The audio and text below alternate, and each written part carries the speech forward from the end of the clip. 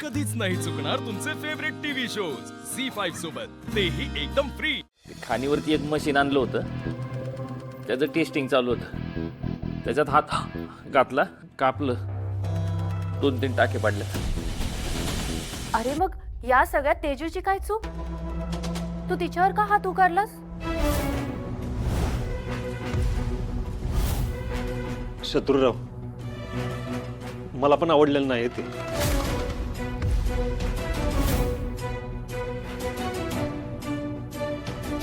दाजी मला तरी कुठं आवडलं अहो, मी तिच्यावर हात उचलला.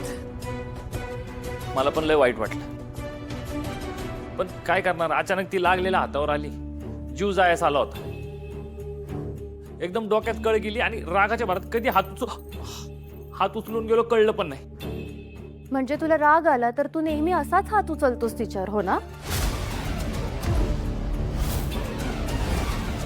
ए तुळजा, अगं तुझं काय चाललंय? उगाच तोंडाला येईल ते बोलतेस बघ तू. अगं लय प्रेम करतो ग मी माझ्या बायकोवर, लय सुखी संसार चाललाय, का आमच्या नात्यात येतेस तू?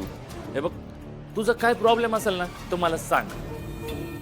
अरे पण शत्रू, मी काहीतरी विचारलं, त्या प्रश्नाचं उत्तर द्यायचं सोडून तुझा- तू थांबव हे सगळं. कशाला फाटे पोडतेस तू? त्यांचा सुखाचा संसार चाललाय, कशाला ढवळ करायची उगच? तुम्ही बस इथं खाली बस. तेज जा, आले तर चहा कर जा, यांना बरं वाटेल जर. पोरून तुम्ही जा जेवणाचं बघा. आत्या जा, तुम्ही पण जा. बस. सावकाश. सूर्या, तू दुकानातून आता परत का आलास? हा अगं, ते पापड आणले होते. आता डॅडींनी सांगितले म्हणल्यावर चांगला विचार केला असेल ना. मी ठेवून येतो लगेच आतमध्ये. आलो मी.